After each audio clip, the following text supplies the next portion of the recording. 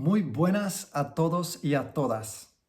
Después de la introducción sobre el pequeño curso que estoy lanzando, Comprender y trascender el subconsciente, comenzamos con el primer capítulo, episodio número 12. Número 11 era la introducción. Si no la habéis visto, puedes buscar Peter Rose, episodio número 11.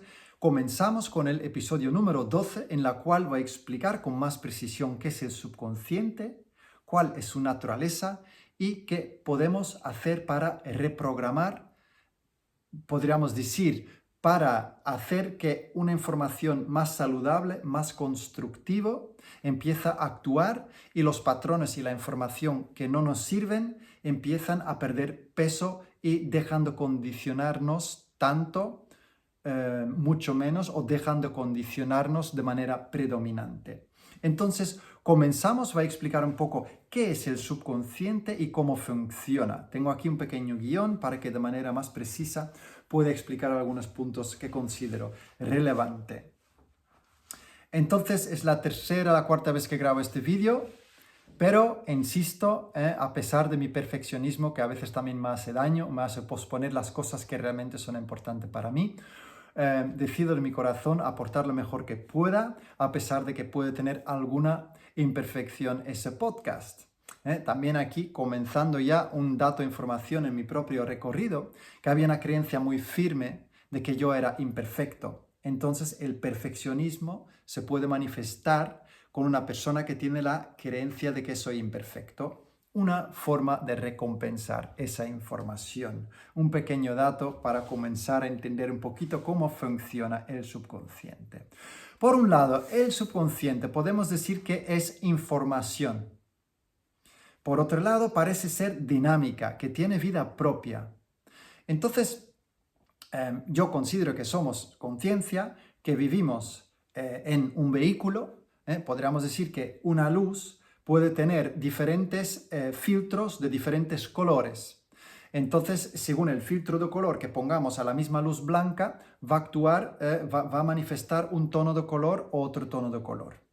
Igualmente, nosotros, según la educación que hemos recibido, según la información de la cual nos han empapado, vamos a manifestar una conducta, una forma de pensar, sentir y actuar muy parecido, equivalente con la información que hemos absorbido. Entonces, me gusta también para bocetar un poquito qué es el subconsciente, cómo es su naturaleza, explicarlo a través de la situación en la cual, por ejemplo, nosotros echamos un cubo de agua en un pedazo de tierra. El agua siempre va a recorrer el recorrido más fácil. Si echamos otro cubo de agua, ya está marcado el camino y el agua va a repetir, fluir por los mismos recorridos. Entonces, nuestra forma de actuar funciona de una manera muy parecida.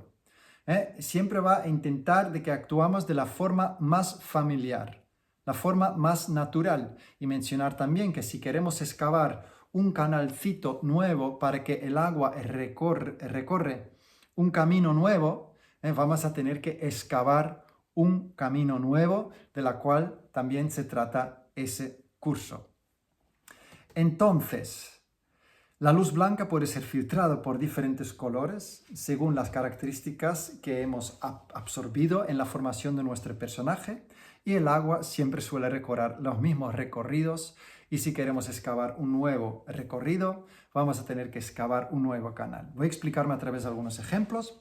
La información que se repite, por un lado, está presente en el árbol familiar. Igual que algunos rasgos físicos se repiten de generación en generación. Por ejemplo, hay gente rubio, o son un poquitín más gorditos o más flacos, etcétera, colores de pieles, etcétera. También parece ser que hay una información que nosotros traspasamos a la siguiente generación, y una información que nos condiciona, que hemos absorto de las generaciones anteriores.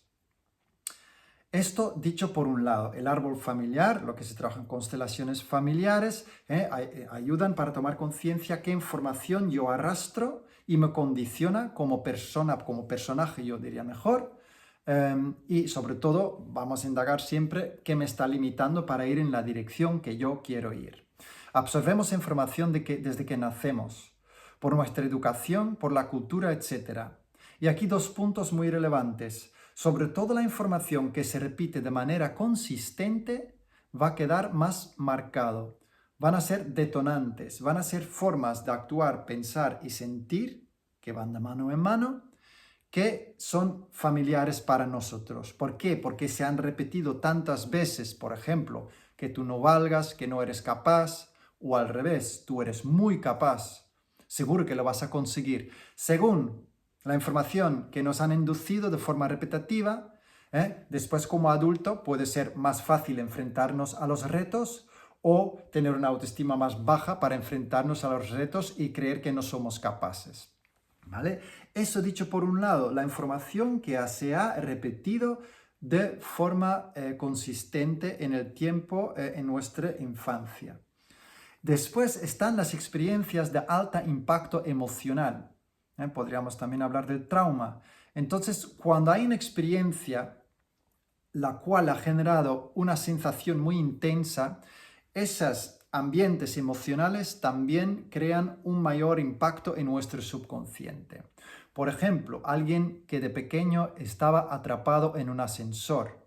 Puede ser que simplemente por ver un ascensor en una película ya le dispara una sensación muy intensa de ansiedad, porque ha vivido una experiencia emocional muy intensa que tiene que ver con ascensores.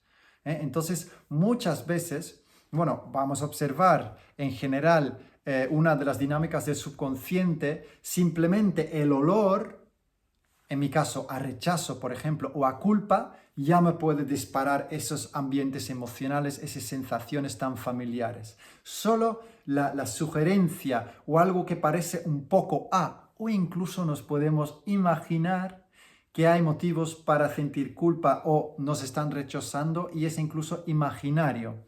Vamos a hablar más de esos temas más adelante en ese curso. Entonces,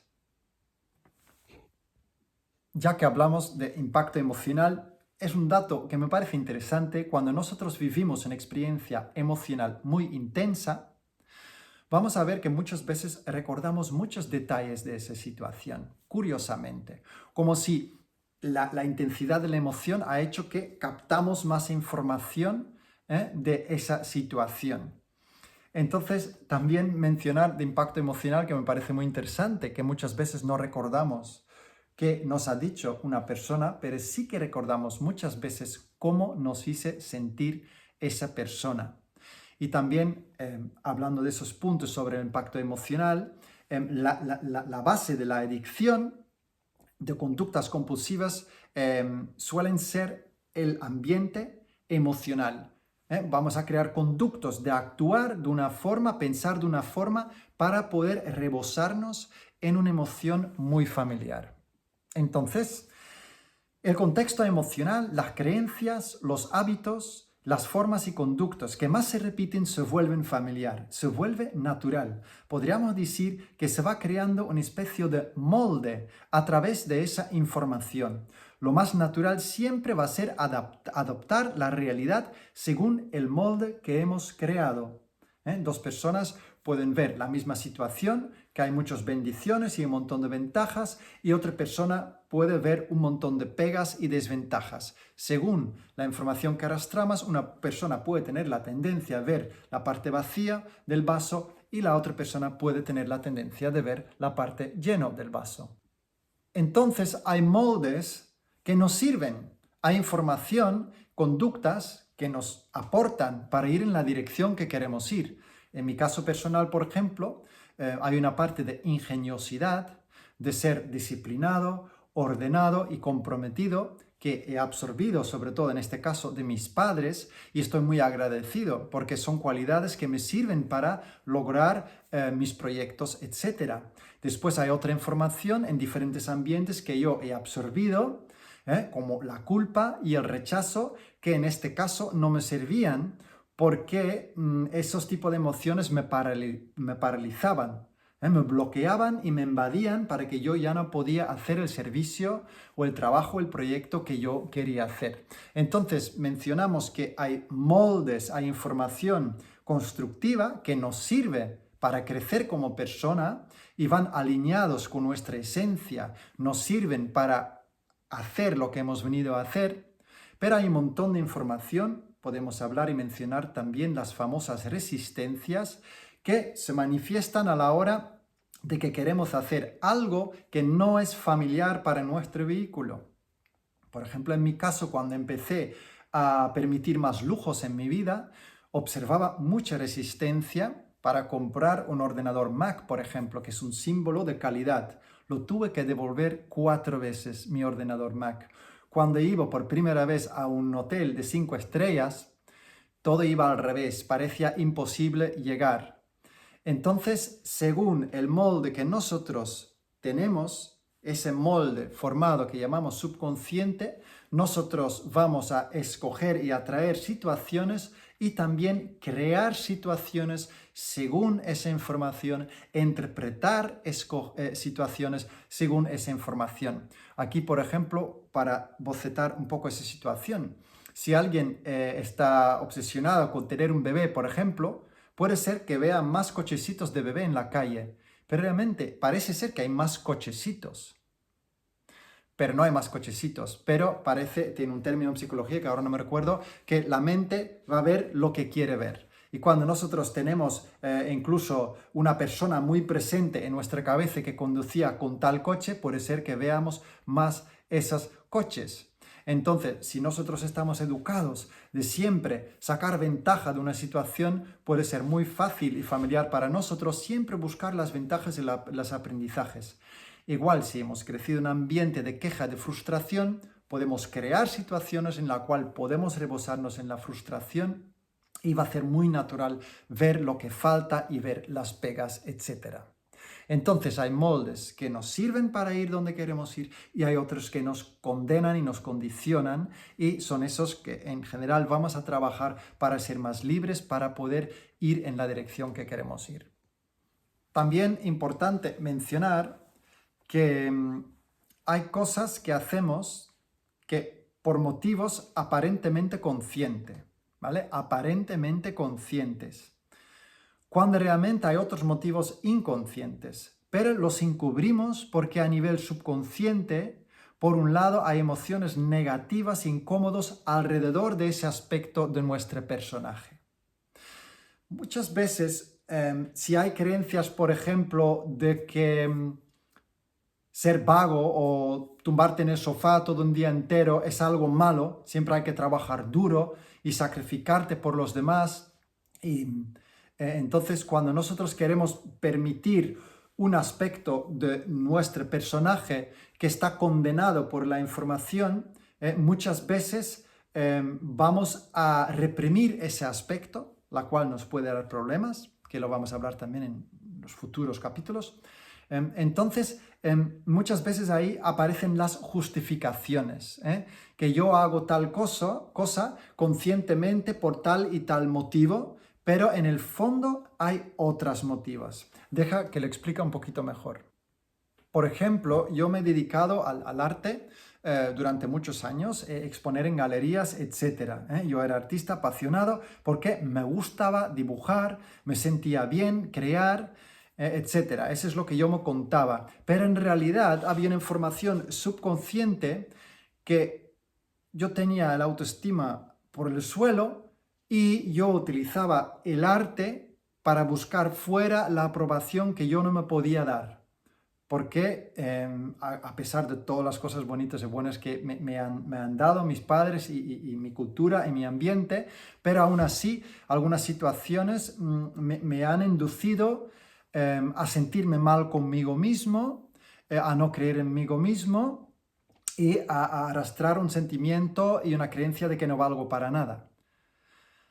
Entonces yo me contaba que yo era artista por amor al arte, porque me gusta comunicar a través del arte y siempre hay una parte de verdad ahí, por eso lo podemos utilizar como justificación, pero en el fondo donde no quería acudir era a abrir esa caja de emociones que estaban encubiertos, que estaba mi ego falso intentando de recompensar mi sentimiento de bajo valor, buscando valor externo, a ser un obsesionado, un apasionado con el arte.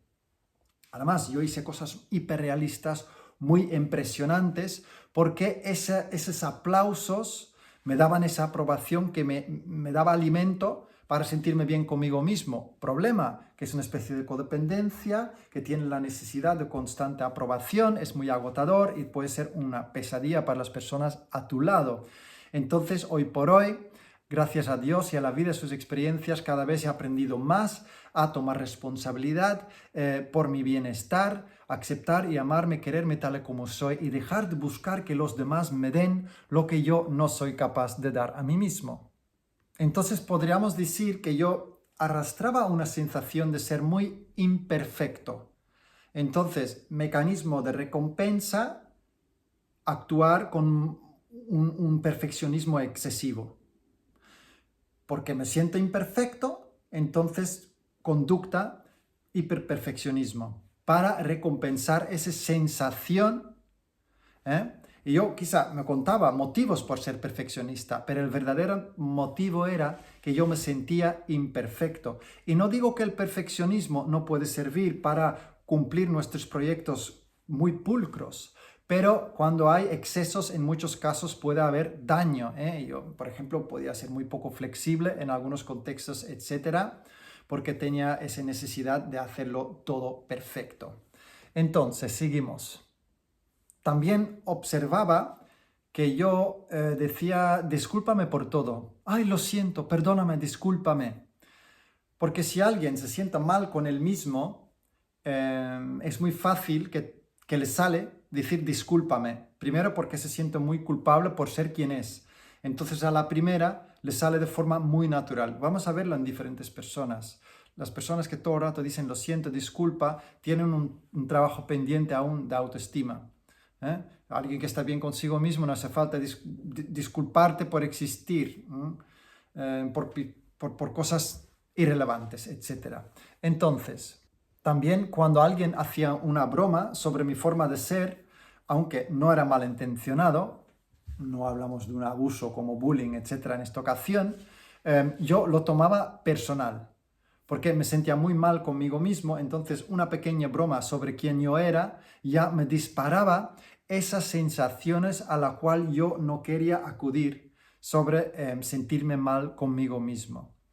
Incluso es interesante, voy a compartir algo muy personal, de que yo hace años tuve una adicción a la marihuana y me di cuenta que mi adicción no era tanto a la sustancia en sí, aunque la sustancia también me distraía de algunos dolores reprimidos que arrastraba, pero sobre todo la adicción me creaba un motivo para repetir el ambiente familiar de culpa. Incluso yo enterraba la marihuana para el día siguiente volver a rascar y buscarlo en el jardín y sentirme tan mal y desesperado de verme así, buscando colillas en el suelo, etc., para poder rebosarme en esa culpa. Un dato muy interesante que yo siempre creía en aquel entonces que tenía un enganche a la sustancia, pero sobre todo tenía un enganche a las químicas que van relacionados y que eran familiar para mí de la sensación de culpa. También en otras ocasiones voy a hablar de un patrón muy firme instalado en mi subconsciente que es la sensación de rechazo, etc. Entonces también me empecé a dar cuenta sobre mi necesidad de aprobación. Por ejemplo, cuando tenía algún concierto, pero se cancelaba, mi ego falso ya estaba mirando hacia adelante para ese chute de dopamina, serotonina, ese gran dosis de aprobación que iba a recibir, y cuando se cancelaba esa oportunidad a lucir, había un bajón. Entonces ahí se podía observar, no sé si me explico, esa dependencia a la aprobación externa. Solución, reprogramarnos, aprender a conocernos, a sentirnos y aceptarnos tal y como somos y reconocer con sinceridad que tenemos todas cualidades y dones y talentos y no caer en la arrogancia del ego y de la culpa, pretendiendo como si yo soy incapaz y la vida a mí no me ha dado talentos y dones. Porque realmente todos los tenemos, pero que muchas veces la información que arrastramos no nos permite disfrutar de ellos y compartirlos con el mundo. Y para no olvidar del punto cuando conscientemente hacemos algo, lo que he mencionado hace rato, conscientemente hago tal cosa por tal motivo, pero inconsciente hay algo encubierto.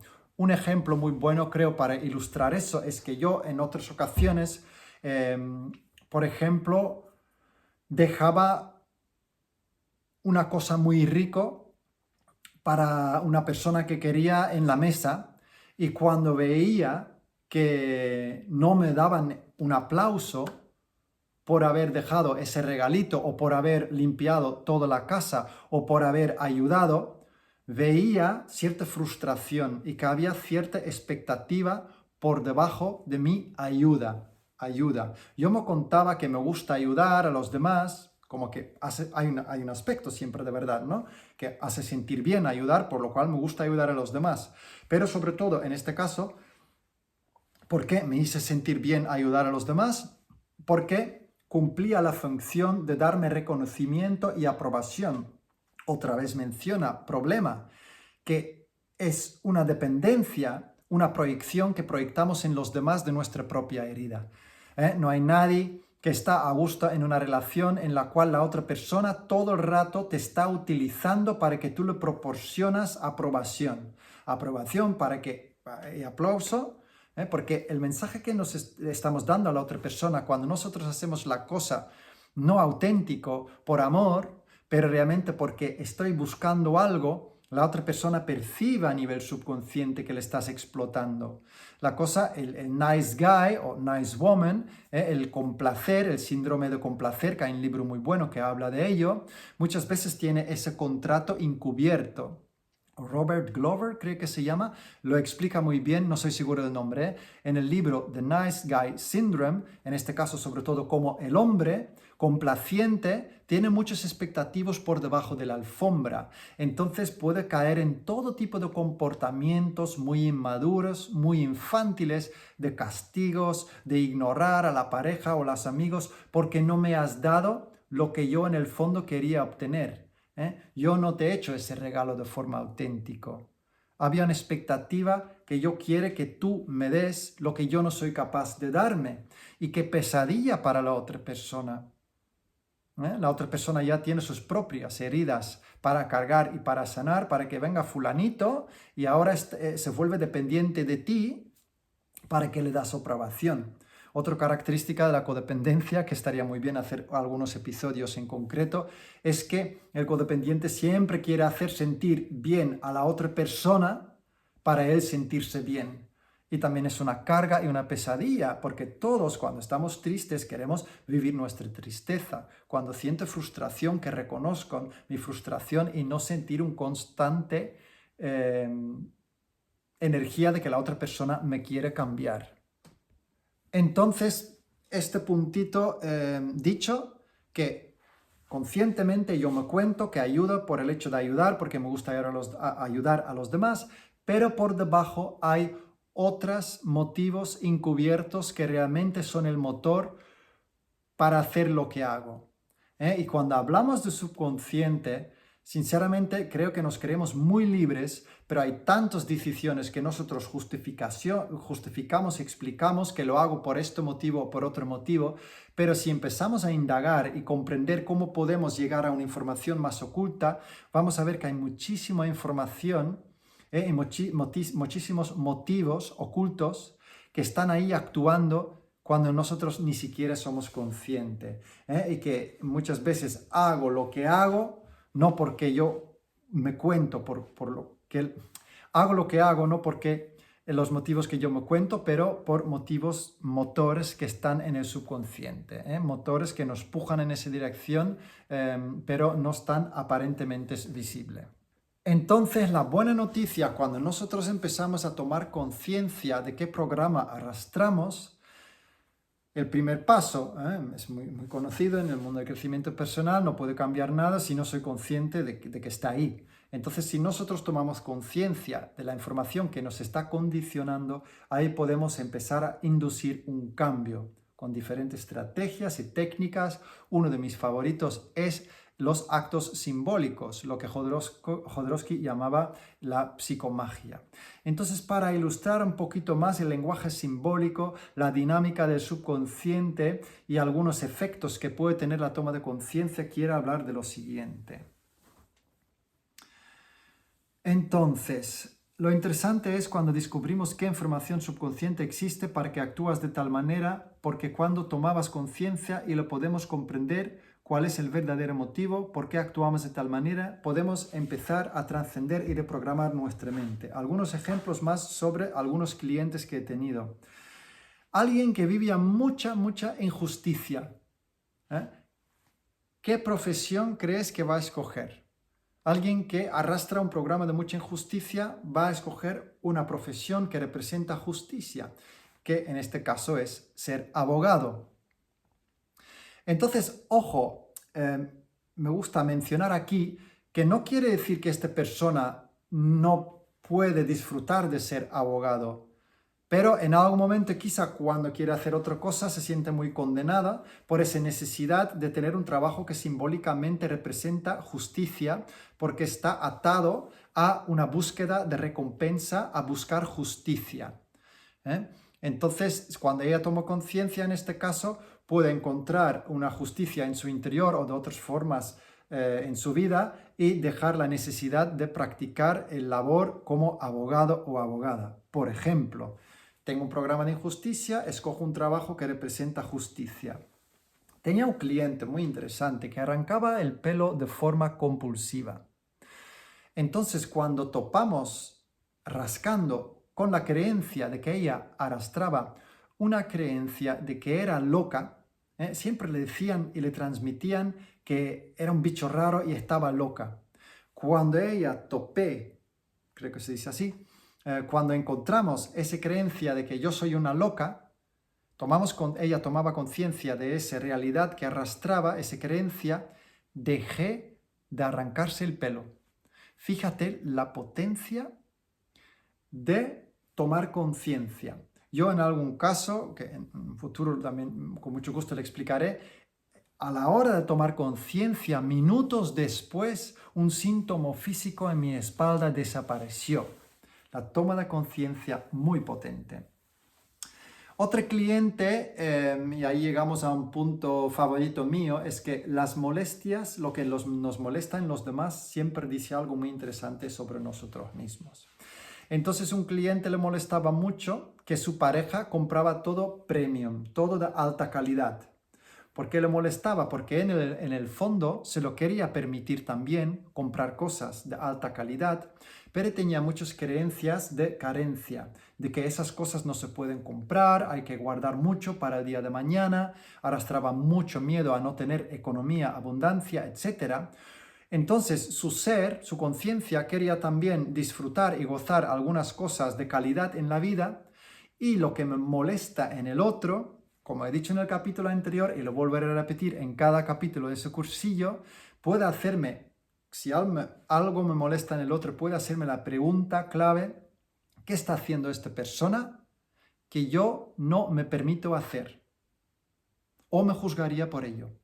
En este caso, no me permito comprar cosas de calidad, o si los compraría, me condenaría y me juzgaría por ello. Las molestias, grandes maestros, en cada molestia hay una bendición.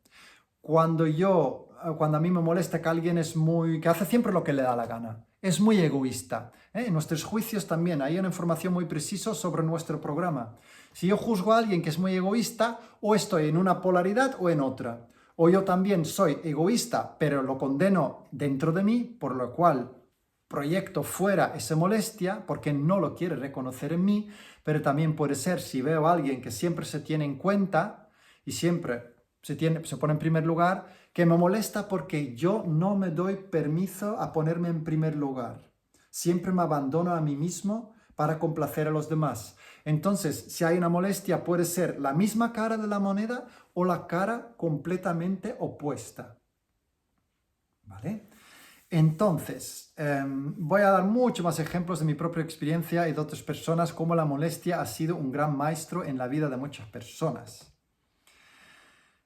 La queja sostiene la sensación que la vida es una caca. Hay una distancia sentimental, de frustración entre lo que hay y lo que yo me cuento que debe de ser. Esto ya podríamos decir que es una tendencia muy colectiva de queja y cómo somos adictos a la frustración. Y cómo siempre buscamos felicidad fuera y encontramos como una distancia entre lo que yo creo que debe de ser en un futuro, es algo que está lejos de mí y de tal manera estoy en conflicto con lo que hay. Cuando nosotros creamos en un ambiente donde no hay agradecimiento por lo que hay y siempre ponen el foco en lo que falta, ojo, podemos volvernos adictos a un ambiente de queja para rebosarnos en sentimientos de frustración. Entonces, creo que hasta cierta medida ese existe en todos de nosotros, la tendencia a quejar y siempre la culpa es fuera, es el otro, es la situación, para evitar el acto tan amoroso de aceptar y amarnos y reconocernos tal y como somos y gozar la bendición de reconocer nuestra parte divina, nuestra esencia, si no lo quieres llamar divino, pero nuestro ser en su forma más pura. Y lo tapamos y lo manchamos con esa tendencia, siempre falta algo para estar bien. Entonces vivimos en falta, como dice Joe Dispenza, él explica muy bien, si quieres indagar en ese tema, creo que es una persona que aporta mucho. Fíjate, si yo siempre pienso que falta algo, viva en una constante frustración, hay una distancia entre lo que yo creo que debe de ser y lo que hay en mi vida presente. Odio el presente, hay un conflicto constante. Observámonoslo, permitimos poner el foco en lo que nos hace sentir sensaciones constructivas que nos aportan inspiración para ir en la dirección que queremos, que nos elevan nuestra vibración para poder aportar la expresión de nuestro ser y regalar con el mundo esa conexión que también se manifiesta cuando nosotros nos permitimos reconocernos y reconocer a la belleza que hay en cada ser vivo. Cuarta vez que grabo ese vídeo. Me siento muy bien haber apartado mi perfeccionismo, siento cierta coherencia, seguro que me he olvidado algún punto relevante que voy a sacar en siguientes vídeos, pero estoy muy agradecido a la vida que me ha inspirado a hacer esa grabación. Espero que mi experiencia y mis estudios sobre el subconsciente han podido aportar algo, sobre todo he explicado un poquitín la dinámica, qué es el subconsciente, cuál es su naturaleza, cómo nos boicotea, etcétera. Pero poco a poco voy a ir explicando en otros capítulos qué podemos hacer al respecto, cómo podemos detectar la información que yo tengo dentro y cómo puede trascender y sanar esos aspectos de mí para que una nueva forma de pensar, sentir y actuar tiene las riendas de mi vida y no esas informaciones que no nos permitan avanzar. Os mando un gran abrazo. Si alguien se sienta afín con mi forma de actuar, explicar, expresar, etc. Soy acompañante en bioneuroemoción. Mi gran pasión es el subconsciente y rascar hasta que encontramos la causa de diferentes problemáticas. Si quieres una entrevista totalmente gratis conmigo, a ver si podemos trabajar juntos, encantado de recibirte. Que tengan muy feliz día. Cualquier pregunta o aportación podéis dejar en los comentarios. Que tengan muy feliz día y gracias por vuestra atención.